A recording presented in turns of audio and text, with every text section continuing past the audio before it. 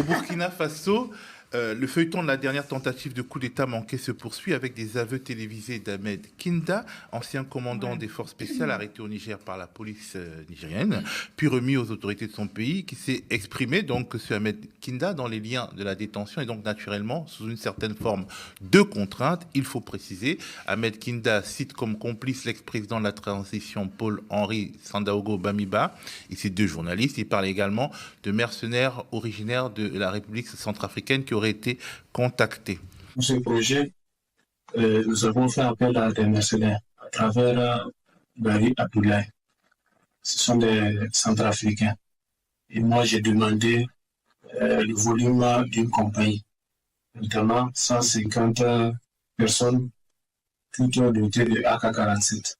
Un armement collectif, j'ai demandé 10 PKMS, 10 RPG-7, 4 mortiers.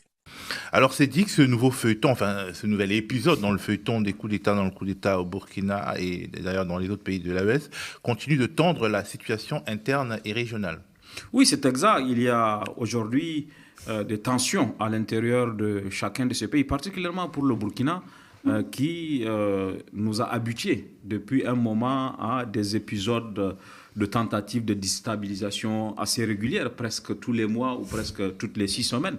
Je crois que ça traduit la difficulté des résultats dans la lutte contre le terrorisme et le revers sécuritaire. Et comme on sait, le premier coup d'État contre Roch Marc Christian Kaboré a été fait justement au prétexte que les civils n'étaient pas capables d'assurer la sécurité, puisque sur le plan démocratique, on sait que Roch a été réélu en décembre 2021. Il a été renversé en janvier 2022. Et une des raisons que les militaires ont avancées, c'était l'incapacité de Roch à établir un rapport de force acceptable avec le groupe djihadiste. Sauf que c'est lui qui a renversé Roch Damiba, au bout de 8 mois, n'avait pas réussi à renverser le rapport de force. Et c'est lui qui a renversé Damiba, lui non plus n'a pas réussi à renverser le rapport de force et il s'est dit que, puisque c'était l'argument que j'ai avancé, d'autres peuvent avoir l'idée de me renverser moi-même. Donc il vit avec cette idée et régulièrement, donc, on voit des coups d'État réels ou supposés, des disparitions de personnes, des réquisitions, y compris des magistrats. Donc le pays se retrouve dans cette situation qui, à mon avis, est une crise dans la crise. Il y a aujourd'hui une superposition de crises. La crise sécuritaire qui n'obtient pas des résultats, il faut le dire, et l'instabilité politique.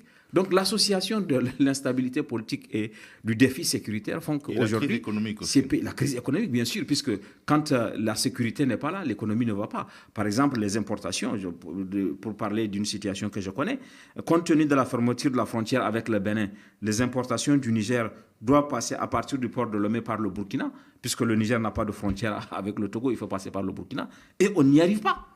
Les tentatives, les escortes militaires ne permettent pas de le faire parce que la situation sécuritaire n'est pas bonne. Donc tout ça crée aujourd'hui une situation qui, à mon avis, est inquiétante parce qu'il y a de plus en plus de rapprochement de groupes terroristes vers les grands centres urbains. Beaucoup de gens disent que c'est peut-être pas dans l'agenda des groupes terroristes de prendre les grandes villes. Sinon, aujourd'hui, ils sont en capacité de le faire dans beaucoup de pays du Sahel. Il ne suffit pas de prendre une ville militairement, il faut aussi la contrôler parce que les peuples d'Afrique de l'Ouest ne veulent pas des djihadistes. Bien sûr.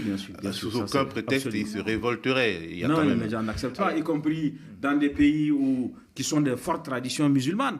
On n'a pas besoin de ce discours. En réalité, même le discours djihadiste, l'islam et la charia sont convoqués comme instruments. En réalité, dans la pratique, le comportement de ces gens n'a rien à voir avec les principes de l'islam. Alors Wilfried, il faut croire que les autorités de transition burkinabées avaient besoin de montrer que leur affaire était sérieuse. Ils ont communiqué il y a environ 10 jours, ils recommuniquent il y a quelques jours avec des preuves, c'est-à-dire des témoignages télévisés, sous la contrainte, parce que c'est des témoignages télévisés de prisonniers, peut-être pour répondre à ceux qui disent qu'ils inventent des coups d'État.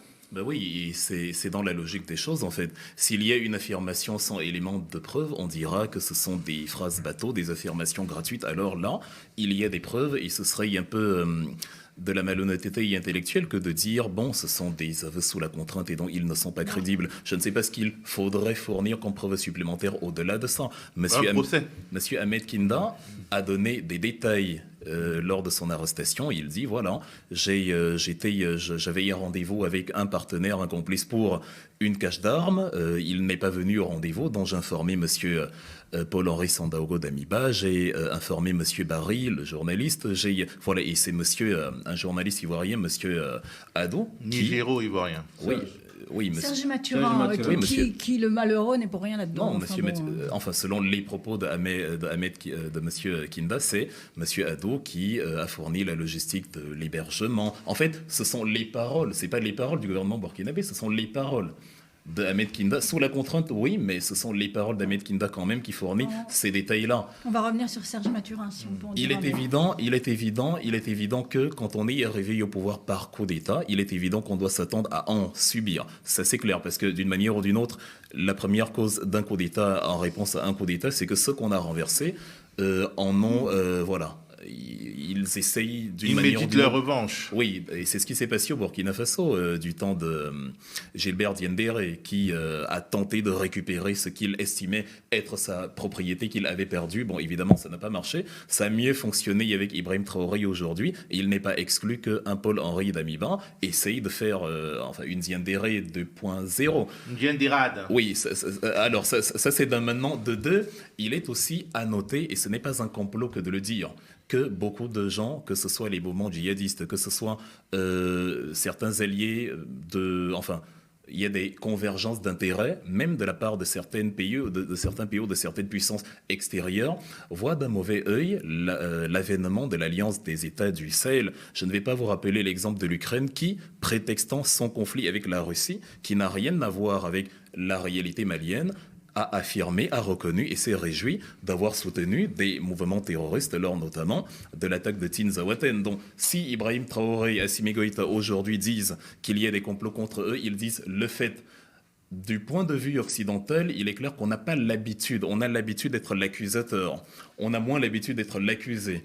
Et c'est pour ça que la chose est perçue autrement quand M. Abdoulaye Diop va par exemple dire à Bruxelles ou à la tribune des Nations Unies telle puissance est co-responsable des tragédies qui arrivent à nos pays. J'ai même des éléments de preuve. On va crier au complot. Pourtant, c'est l'exercice qu'on a toujours fait du point de vue occidental contre ces pays-là. Donc, il y a la collusion de toutes ces réalités-là qui ne s'excluent pas mutuellement. Il y a l'enjeu sécuritaire, les djihadistes qui essaient de gagner du terrain. Il y a eu l'attaque de Barça-Logo il y a quelques semaines, c'était le 24 août, où le groupe de soutien à l'islam et aux musulmans, Jinim, a reconnu être derrière cette attaque. Le but étant de créer la confusion, de semer le désarroi pour ensuite éventuellement attaquer la capitale, pendant que les forces seraient dispersées et sécuriser les autres zones du pays. Cela n'exclut pas qu'il y ait en même temps des gens qui, parce qu'ils ont une convergence d'intérêts avec ces groupements terroristes, vont également essayer de renverser ces régimes. Théoriquement, sachant que les preuves pour l'instant ne sont pas établies, un témoignage d'un prisonnier, c'est pas tout à fait une preuve, même si c'est un élément. Fabrice, on parle de plus en plus de filières de mercenaires centrafricains, y compris sur le front de la guerre entre la Russie et l'Ukraine. Comment l'expliquer ? C'était plutôt une tradition tchadienne et même burkinabé, le mercenariat international. Je vais répondre à ta question. Juste une toute petite réaction. Je souscris à peu près à l'analyse que fait Wilfried, mais je pense quand même qu'il y a une impression de fragilité. Il y a quand même, on sent que ce pouvoir burkinabé est pris en étau à la fois entre les groupes terroristes dont tu as parlé, mais également toute la pression politique et puis le rejet, comme tu le disais aussi, des voisins, que ce soit la Côte d'Ivoire, le Bénin, la CEDEAO en général en tant qu'institution. Mais quand même, le tableau d'ensemble est quand même assez douteux. C'est-à-dire que pour moi, quand il y a une tentative de coup d'État, quand il y a quelque chose d'aussi grave qui se passe, évidemment, il y a une enquête qui a été diligentée. On doit suivre le déroulement de cette enquête, venir à la télévision nationale, présenter des aveux de Ahmed Kinda, qui est présenté comme le cerveau de l'opération. Ça donne. Commandant des forces spéciales. Ça donne, certes. Si on ne l'avait pas fait, on aurait réclamé à minima un élément comme celui-là. Ça donne, oui. Il y a un piège, parce que le temps médiatique n'est pas le temps judiciaire, et il y a une pression médiatique sur le thème, est-ce que c'est vraiment vrai ce complot? Oui, mais en fait, si vous êtes convaincu de la véracité de la chose, il n'y a pas besoin d'essayer d'organiser une opération de communication là-dessus. Laissez la justice faire son travail, et c'est la justice interne, c'est la justice burkinabé, donc on ne va pas dire... en plus. Oui, qui a des ficelles qui seraient tirées de l'extérieur. Mais je comprends quand même que ce pouvoir est vraiment sous pression parce qu'il est rejeté. On en a parlé avec la francophonie. Il ne faut pas négliger le poids de la rupture diplomatique avec la France. Justement, maintenant, je voulais qu'on parle des Centrafricains. Maintenant, sur les mercenaires, alors juste rappeler que c'est le résultat, on a appris cette information grâce à Jeune Afrique qui a mené une enquête. On n'a pas encore la matérialité de la chose. Le gouvernement centrafricain a démenti cette information.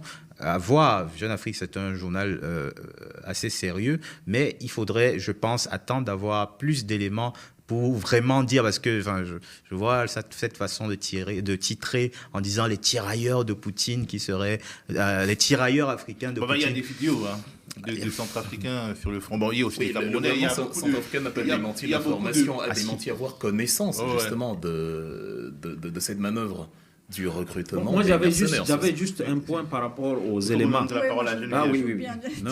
Alors, Geneviève, on connaît la grande distance que tu entretiens avec les dirigeants burkinabés pour parler en litote.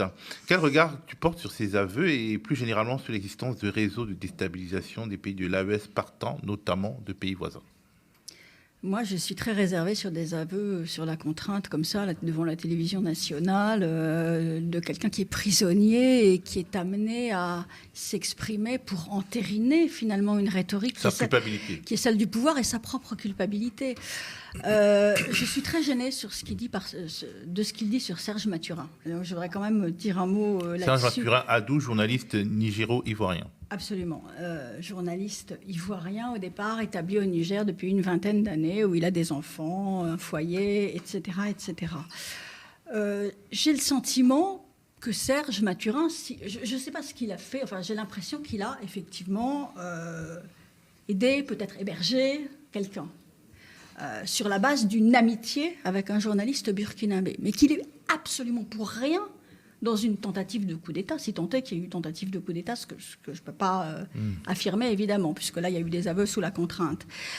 Moi, je suis en relation assez régulière avec son frère, que tu connais peut-être, qui est Geoffroy-Julien Kouao, donc, qui est un politologue ivoirien, et qui est très ferme. Enfin, son frère, Serge Mathurin, n'a jamais eu aucune volonté de déstabiliser le pouvoir burkinabé. Donc ce garçon est une victime collatérale de quelque chose qui le dépasse. Il est aujourd'hui, depuis plusieurs semaines, on ne sait pas trop où, en prison quelque part, on ne sait pas dans quelles conditions il vit, son épouse n'a pas de nouvelles de lui, ses enfants n'ont pas de nouvelles de lui.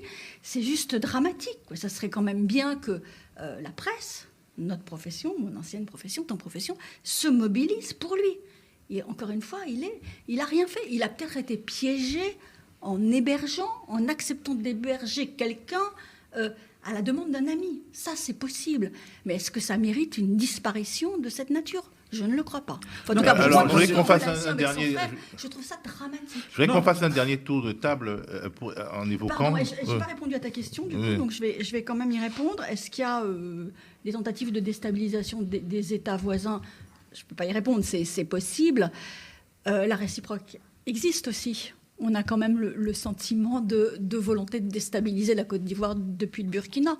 Peut-être avec la présence de Guillaume Soro ? Peut-être avec la présence d'un opposant ivoirien, en tout cas qui serait ravi de voir le régime ivoirien. C'est un ancien chef rebelle. Ancien chef rebelle, exilé aujourd'hui. Bon, mais voilà. Donc on a le sentiment quand même que si le régime ivoirien, pour lequel je n'ai pas de sympathie particulière, comme tu le sais, pour Alassane Ouattara, mais en même temps, il n'y a pas de raison que la Côte d'Ivoire bascule dans le chaos. Et je pense que certains seraient aussi ravis de voir la Côte d'Ivoire basculer dans le chaos. Donc les deux sont valables et les deux se nourrissent l'un de l'autre, en fait. Je voulais qu'on évoque quelque chose auquel j'ai pensé, le syndrome Sékou Touré. C'est-à-dire, effectivement, Sékou Touré, c'est un président qui était vraiment sujet à de nombreuses tentatives de déstabilisation et qui a sombré pour cette raison dans les abus et la tyrannie. Est-ce que nous, en tant qu'observateurs, on peut regarder les dérives des pouvoirs militaires en Afrique sans penser et sans avoir peur du syndrome Sékou Touré? D'ailleurs, en Guinée aussi, en Guinée, c'est un peu moins le cas parce qu'il n'y a pas de pression internationale sur la Guinée, mais sur ces pays-là, est-ce que finalement, même si les raisons d'avoir peur sont réelles, est-ce qu'on ne peut pas basculer dans quelque chose, notamment avec les arrestations d'enfants d'opposants, avec des choses qui, finalement, aggraveraient la situation et feraient basculer les pays? Non, ça c'est absolument intéressant et c'est important. C'est-à-dire que nous sommes déjà dans un défi sécuritaire qui, à lui seul, est une crise importante. Le relever est déjà quelque chose d'important. Le défi sécuritaire lui-même a créé le défi économique, a créé la situation démographique, a créé le défi alimentaire, parce qu'il faut dire aussi la famine menace certaines régions de ces pays qui sont confrontés à cette situation. Maintenant, y ajouter le non-respect des droits de l'homme, parce que le problème qu'il y a aujourd'hui, c'est celui de l'institution judiciaire, de la liberté des individus. À partir d'éléments, quand dans un pays, on envoie des magistrats au front, ça pose un problème, ça interpelle. Qui va être le recours dans ces conditions? Donc ça, c'est effectivement une préoccupation. Et je pense que plus longtemps les situations comme ça de confusion, de non-droit, d'absence même d'agenda politique, vont dire. Parce qu'aujourd'hui, le problème au Sahel, c'est aussi l'absence de lisibilité politique. Quand est-ce que ces transitions vont prendre fin? Dans quelles conditions? Comment on va organiser les élections? Tout ça, il y a ces problèmes d'incertitude. Et ça crée la situation dont vous avez parlé, la possibilité justement qu'on puisse arrêter des gens, on puisse mettre des gens en prison sur des bases un peu fragiles. Moi, mon voisin a parlé de fragilité et je crois que je vais aller dans son sens parce que pour moi, par exemple, lorsqu'on regarde les protagonistes qui sont de ce complot présumé, ils sont quand même éparpillés. Le député Aziz Diallo, l'ancien maire de Dori et à Bangui, une partie, Ahmed Njambari est ici à Paris, avec Bassolé, comment s'appelle, Damiba et Alomé. Je ne sais pas dans quelles conditions, parce que vous savez, le coup d'État, pour avoir vécu dans un pays qui a connu des coups d'État et avoir moi-même écrit 2 ouvrages sur les coups d'État, il y a quand même, le coup d'État est une conspiration. Et lorsqu'on veut conspirer, on prend des précautions pour que ça ne se sache pas. Oui, mais c'est ça. Mais si vous communiquez par Internet, et puis la dernière chose, à mon avis, qui moi, me refroidit beaucoup par rapport aux éléments, y compris aux éléments qui ont été avancés, même ces aveux que vous avez rappelés, dans quelles conditions ils ont été obtenus. Vous savez, le Togo a permis, c'est le Togo qui a permis un peu de l'installation de Ibrahim Traoré. Parce que quand les événements se sont produits, il y avait un rapport de force et un risque d'affrontement dans l'armée burkinabé. Et il y a eu une médiation pour qu'il n'y ait pas d'affrontement, y compris des légitimités religieuses au burkinabé, qui ont permis donc cet accord-là dans lequel il était inscrit que Damiba quitte le pays et s'installe au Togo. Moi, d'après en tout cas les éléments que je sais, c'est qu'une des conditions, c'est que Damiba réside au Togo, et il réside à Lomé, sans se mêler vraiment de la politique intérieure de son pays. Et je ne vois pas le Togo le laisser avoir un activisme au point de comploter à partir de son pays. Vraiment, au final, moi, j'attends vraiment des éléments. On a consacré beaucoup de minutes à ce sujet. 2-3 mots à vous trois et on change. Je pense qu'aujourd'hui, de toutes les façons, il va falloir effectivement un peu de lisibilité, comme le disait mon voisin. Je suis conscient effectivement que la situation sécuritaire empêche le pouvoir burkinabé de fixer clairement comment dire, un agenda politique clair, mais on ne peut pas vivre ad vitam aeternam sur la menace que comporte le terrorisme. À un moment donné, il va falloir être clair. Malheureusement,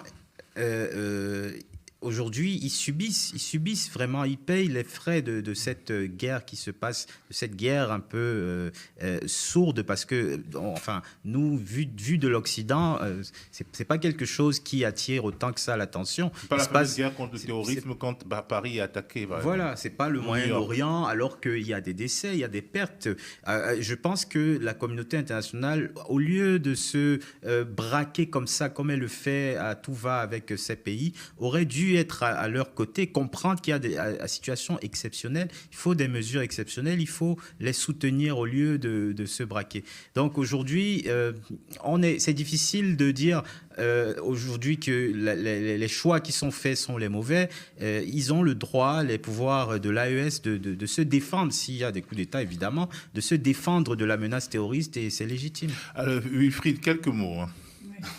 Oui, enfin, je pense que il faut veiller à ce que le narratif aille dans la direction de compatir avec la nation burkinabé, le cas échéant, en vue de la résolution du conflit. Mais le narratif qu'on entend la plupart du temps, notamment de l'extérieur, c'est depuis qu'ils sont aux fonctions, ils sont incapables de résoudre la situation.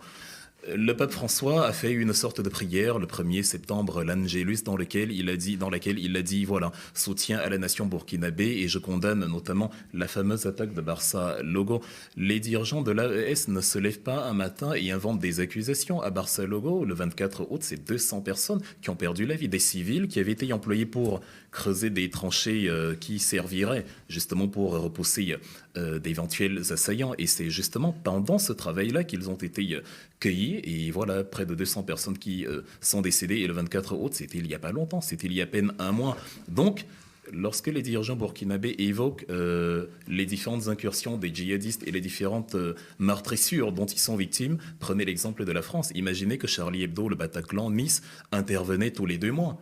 On a vu le dispositif mis en place après les différents attentats. On n'a pas parlé de la France comme un État failli. Maintenant, on a aussi vu la froideur de la France à être aux côtés du peuple malien après la grosse attaque de Bamako. Oui, exactement. Il y a eu un communiqué de l'ambassade, tardif d'ailleurs, et pas d'Emmanuel Macron lui-même. Et des réactions qui vont plutôt dans le sens, regardez, ils ont du mal à résoudre la situation. Mais je veux dire, quand on voit le dispositif de l'opération Sentinelle, le plan Vigipirate, quand on voit les premiers jours qui ont succédé aux différentes attaques, et qu'on s'imagine que le Burkina Faso est dans cette situation de manière permanente, on peut comprendre peut-être la fébrilité, je n'utiliserai pas le mot, mais on peut comprendre le fait qu'il soit à fleur de peau plus ou moins, même si je désapprouve évidemment les arrestations quand elles sont arbitraires, l'envoi au front de personnes qui n'y ont rien à faire, etc., etc.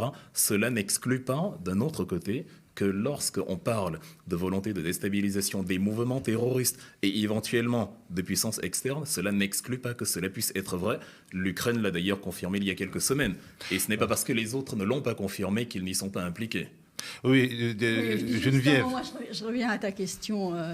Sékou Touré, paranoïa, suite à... Moi, j'inverserais la problématique. Moi, j'ai l'impression quand même que c'est dès le départ... Enfin, je me souviens de mai 2023, j'ai été rechercher les dates. Mai 2023, il y a eu un communiqué de la FIDH qui déjà dit son inquiétude. La FIDH, ce n'est pas un mouvement spécialement néocolonial, qui dit son inquiétude devant les appels au meurtre de journalistes, de leaders d'opinion, les montages contre les journalistes, les influenceurs qui influencent le capitaine, le jeune capitaine Traoré. Influenceur qui conseille aujourd'hui d'enlever les enfants de ses opposants, et il le fait. Donc, c'est pas juste l'échec, c'est pas juste la fragilité du régime, et c'est pas juste la paranoïa. Elle est initiale, la paranoïa, je crois. Elle remonte au début du capitaine Traoré. Voilà.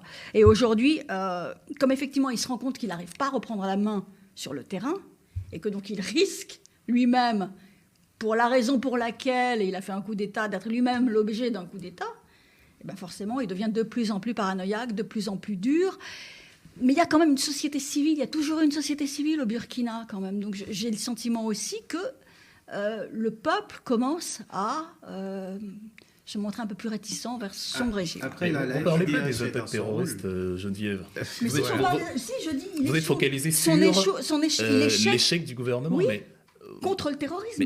Mais L'échec contre quoi? Contre le terrorisme. Vous ne parlez pas en fait de l'horreur du terrorisme en soi et du fait que le terrorisme était horrible en soi, mais pardonnez-moi. Vous faites le commentaire. Non, mais attendez. Non, parce que là, on peut pas dire que je. Non, mais je vous entends. Vous faites le commentaire d'un régime qui ne s'en sort pas et vous appuyez dessus. Je fais le commentaire d'un régime qui n'arrive pas, qui a pris le pouvoir pour lutter contre le terrorisme parce qu'il allait faire mieux et qui fait plutôt moins bien. Mais est-ce que vous voyez et c'est le cas, c'est le cas dans tous les pays de l'AES. Est-ce que vous prenez le Niger étant le cas d'école le pire, en fait. Est-ce que vous prenez acte du fait que les terroristes se sont renforcés avec davantage de soutien extérieur depuis que les dirigeants de l'AES sont aux fonctions? L'Ukraine n'était pas impliquée à l'époque. Là, l'Ukraine, c'est pas l'Ukraine qui finance le terrorisme au Burkina, au Niger. Écoutez, il ne faut pas non plus dire n'importe quoi. Non, c'est pas moi qui dis, c'est le porte-parole du renseignement ukrainien, monsieur Andrei Youzov, qui se félicite d'ailleurs de l'appui qu'ils ont donné à ceux qui ont mené... Non, je parle de l'Ukraine. Madame, je parle de Tinzaouaten, c'était bien avant, dans le nord du Mali. Oui. Ce ne sont pas mes paroles, ce sont les paroles du renseignement militaire ukrainien. D'ailleurs, l'ambassade d'Ukraine à Dakar était très heureux. Il a publié sur sa page Facebook. Il a publié sur sa page Facebook un message de réjouissance, carrément, de la fameuse attaque. Donc, l'une des explications de l'exacerbation de la crise est aussi à chercher là-bas.